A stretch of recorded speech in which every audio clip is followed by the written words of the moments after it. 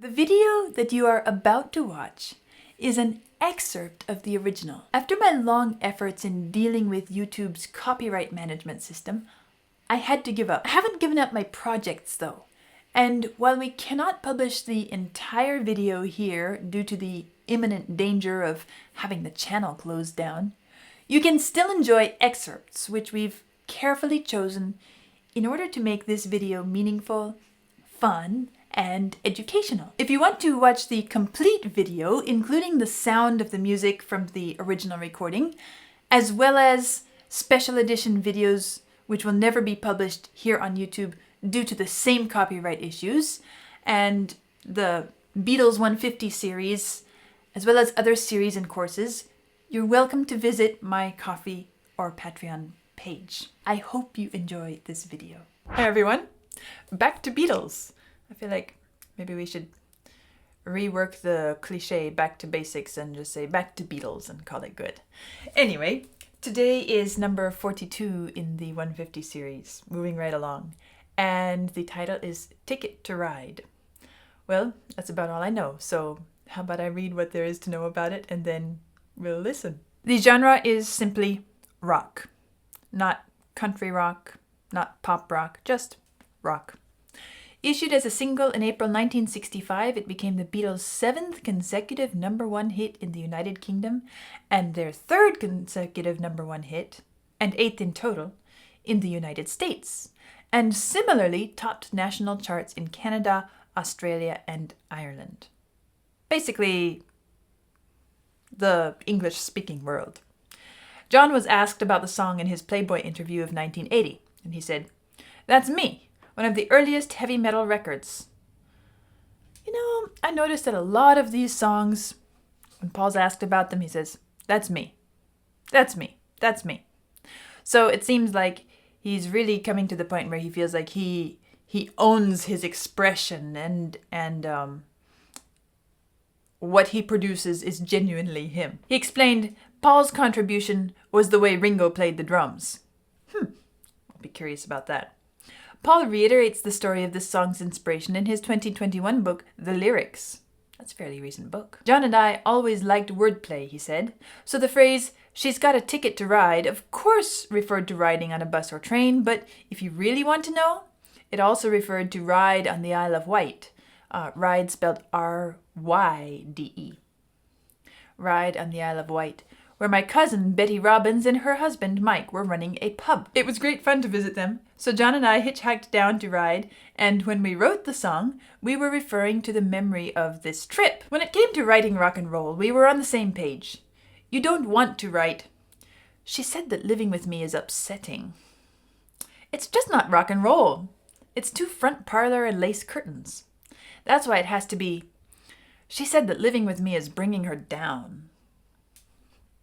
So, they are not only playing with their words and coming up with various games within the lyrics, but they're also thinking about the basics of how to express this in a way that really suits the style and the audience. Nobody wants to say, "She said that living with me is upsetting." That's not for the audience they're after. So, let's see what I have to hear.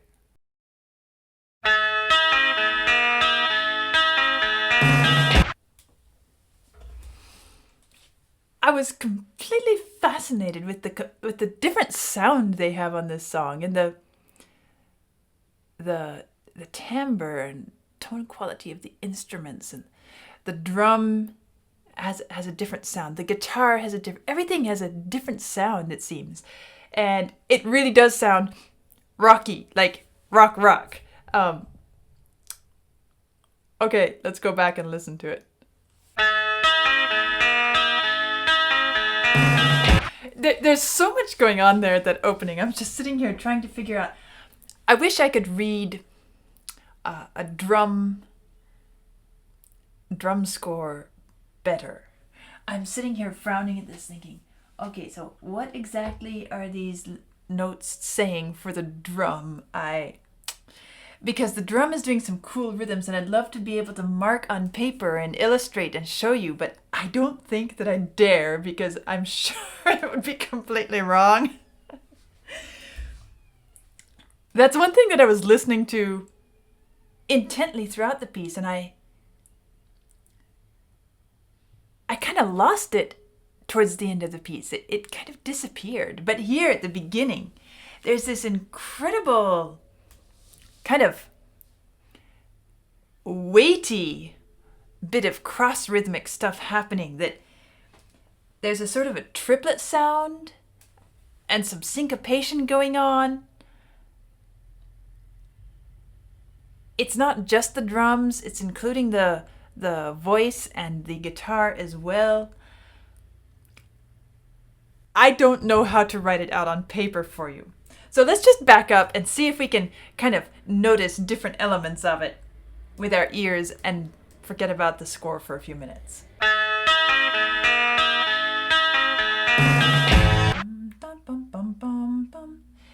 It's not written properly on my score. It doesn't have the same feeling of the sort of lopsided bum da da dum bum, but kind of stretched and almost tripletized. Is that a word? Did I just invent a word? Tripletized. It's written in 4/time. Let's see if we can beat out 4/time with this. That's our 4. 1, 2, 3, 4. 1, 2, 3, 4. And the first half of the bar agrees with that, but then we get to the last half and it kind of does something different there. What they're doing, it's the sort of big triplet feel that I first heard in Strawberry Fields Forever. And I've pointed out along the way different places where there's kind of a big triplet that features, because I have felt like that had to have developed over time. This is the first time I'm really feeling it being a major whole ensemble event. In the previous songs that I've listened to up to this point, it's been a voice or an instrument.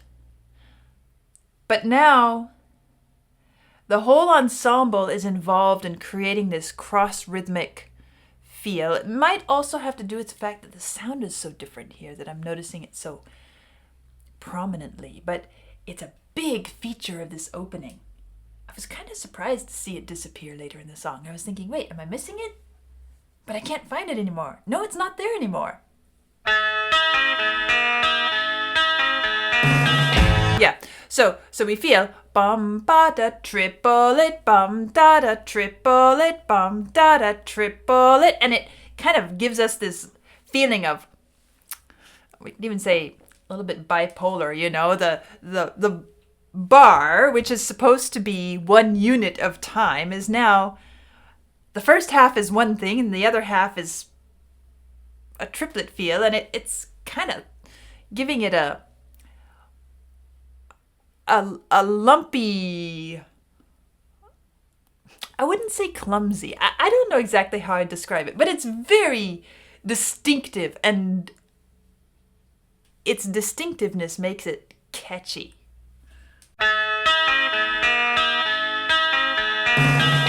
So what I'm noticing as I go through it several times is that the guitar which starts this riff, bum ba da dum bum bum bum dee dee dee dee deep, the thing that is making it feel like it's such a whole ensemble event is because the guitar is kind of riding in the upper range, and when everybody else comes in,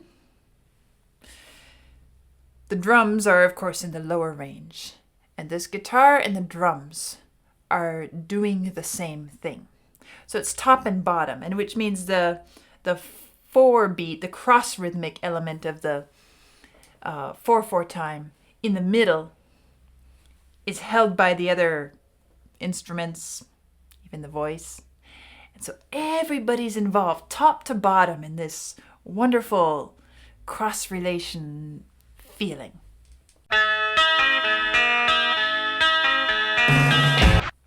It's so heavy on the bass, this song. I haven't heard one like this maybe ever by the Beatles.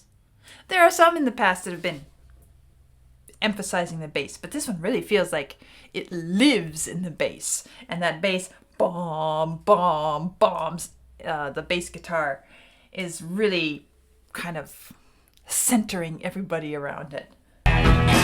She's got a... Also his voice. I guess this must be Lennon's voice. It sounds like it to me. She says that living with me. This is his warmer voice. She says that living with me. And then it suddenly gets so pointed and sharp. Is bringing her down. Yeah. And so he's still contrasting with vocal, you can see vocal textures. I think that's how I would describe the difference of what he's doing.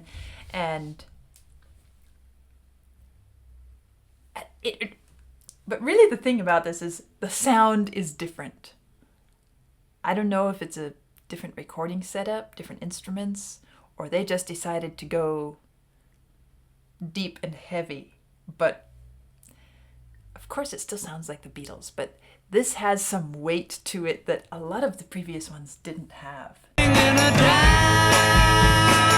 This is where we lost them.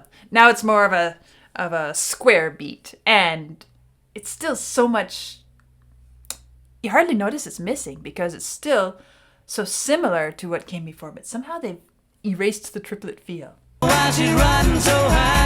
And the voices with this section also, we have a lot of thirds here, bum da da da da da da bum, and more eighth notes. This first section was shorter phrases, long, drawn out, more space in the vocal line. But now, dum da da da da da da, it's keeping a more subdivided square rhythm going. But it happened really smoothly. That's why I was confused the first time through, thinking, wait, did I miss something? Did I imagine there were triplets at the beginning? Or are they here but they're not? I'm not picking them up now? But this is where it changed. Now that I'm going through the second time. Very smoothly done. Whoever's playing this sort of rhythmic guitar, they tend to do this sort of bum bum bum bum bum bum bum bum as we're moving towards something, and I'm hearing it here as well. After this little solo, hardly a solo, but solo. Such a great layering and cooperation between the different ensemble members. You have the voice taking its moment, the guitar extends and does a little bit of a solo bendy phrase, and then underneath that the rhythm comes in bump bump bump bump bump bump bump, kind of this pulsing on the train tracks, or chugging down the road feeling bump bump bump, and then Ringo picks that up and does the roll, which carries us back in. It's a great sequence of transitional collaboration. I actually began to recognize that I was missing that triplet opening, because when we lost it, it was at a point in the music where we were coming to a new section. We could call, I don't know if you'd call it the bridge or the chorus, whatever. But so it made sense for the rhythm to change there. It happens. But then when we return to the verse, that rhythm never reappeared. And so this is, I don't know if it showed on my face the first time around, but I was sitting here trying to think, what happened? Where did it go? But she don't care. It's great the way with this extra weightiness and heaviness on the bottom end, and this more powerful sound in this song. it's great the way the bass is really driving it. And I focused a bit on the drum and the rhythmic stuff happening there, but I feel like this is really a bassy piece of music. It's for the bass, and it's governed by the bass, directed and driven by the bass. Whatever the bass does, everybody else follows. And not just rhythmically, but also, of course, harmonically. It's setting the root of the chord and giving us a real strong sense of the chord shifts from here, now we move to here. And the entire mix of instrumentation and vocal lines is really sitting, at least in the passenger seat, as far as how that goes. Because yes, they're adding all the different notes above the bass note, right? But it feels as if the bass decides when the harmony shifts. Notice it in here. It's pretty clear. And even it's the bass that pauses and kind of opens up the space for ride, and that's the moment when everybody follows the cue and expands the pacing a little bit, expands the pulse a bit, and just ride, a little breathing space in this very driven setup. She's got a ticket. Although it's still Ringo that picks us back up and sets us on the right track again. And after all of this depth and weightiness and heavy, bassy feel, even rhythmically it feels heavy, then they just burst out with falsetto at the end. I guess I feel like that's a good little expressive moment in the song. And I haven't even talked about the lyrics or how that is reflected in the music. It's kind of there's nothing buoyant about this piece. It's down, and it's pushing us from the bottom end of the music. And so when this falsetto moment comes right here, but she don't care. I mean, throw up my hands. And it's almost as if it's a mimicry of her as she says, I've got to leave. I understand you're having a hard time, but I can't be burdened with that. I'm going for my own life. You don't care. And the guitar carries on that phrase just as they're so good at doing. My baby don't care. Dee dee dee dee dee dum. My baby don't care. This becomes lighter, we could say. The entire ending here has a different feel than the rest of the piece of music. My baby don't care. My baby don't care. My baby. And we have more of the shaking percussion, and we have the guitar dum dee dee dum dee dee. It's more rippling, dynamic, almost floating a bit, and even the percussion. Bass. Right, the bass is no longer holding us somewhere. It's just going bum bum bum bum bum bum bum bum, a little bit flippantly. And I guess I feel like this ending section is two things. It is the complete expression of helplessness about the situation. I can't do anything about it. She doesn't care. There's nothing for me to do. It's over. and there's nothing I can do to stop it. That's the first. And the second is, it is the imitation or the mimicry of her attitude towards the situation. We've been feeling how down and heavy this whole thing is, the weight of it. But now we feel a little bit from her side.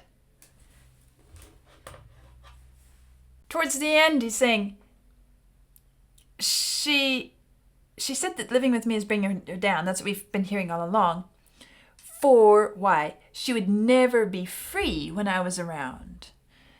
In other words, she's feeling locked and restrained and kind of trapped in this relationship. She feels like she needs to be free. She can't handle this relationship in her personal. It's somehow inhibiting her, or she's not able to be herself. And so suddenly this Ticket to Ride starts to feel different. It's not her ticket to ride, meaning she's abandoning me and I'm feeling all down about it. We feel it a bit from her side. This ticket is the ride to freedom. This is suddenly I have my life back. And the only way for me to get my life back is to get out of here. It's nice to see that put at the end of this song. Otherwise, it becomes very much focused on one side only, which is fine. But here we see a little bit of a glimpse at the other side. Just a glimpse.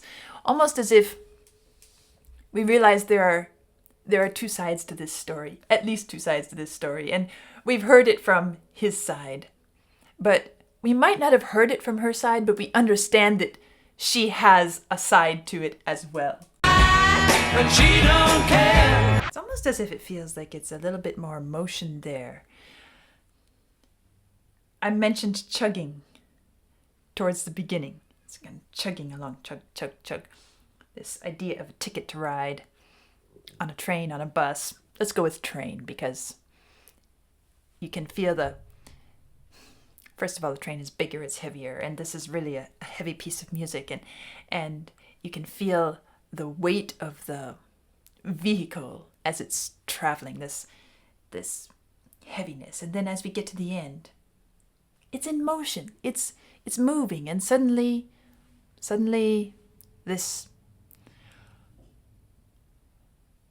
the music has, the lyrics haven't told what comes next, but the music kind of tells us, yeah, she got on the train, she left. And I watched it fade into the distance, or she watched me fade into the distance. It's bringing this all kind of to a conclusion for us, musically, rather than lyrically. And it's a great example of how music can fill out a story, can fill in the gaps for us. I think this one does it beautifully. My baby don't care. A bit surprising, because I did not expect this sound at this moment. I've been listening to other songs which have a more vibrant or a more bitter. This doesn't have the bitterness. It doesn't have the acidic quality to it. It doesn't have a sort of gruff, growly quality. It's different. And I like the difference. I like the fact that the Beatles are producing not just developing their style in one direction, but what they're developing, they're able to apply in different contexts and to create a different environment, a different feel altogether, a different sound.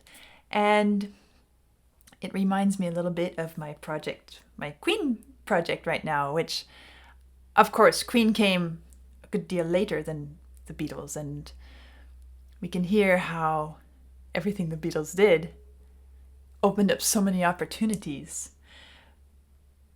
But the Beatles weren't just stuck in one style. They're branching out themselves even now, and this is one of those branches. And it's great. Very nicely put together.